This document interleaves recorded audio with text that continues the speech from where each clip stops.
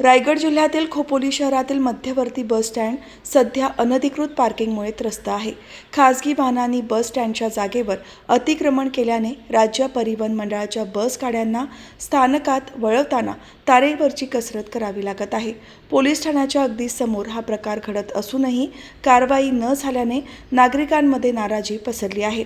खोपोली नगर परिषद शहरात वाहनांसाठी स्वतंत्र पार्किंगची व्यवस्था केली आहे. असे असतानाही काही वाहन चालक एसटी बससाठी असलेल्या आरक्षित जागेवर गाड्या पार्क करत आहेत.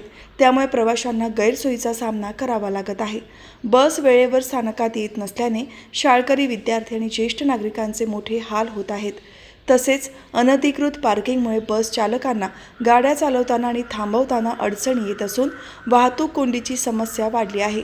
या गंभीर समस्येकडे प्रशासनाने तातडीने लक्ष द्यावे अशी मागणी खोपोलीतील जागरूक नागरिक आणि प्रवासी करत आहेत.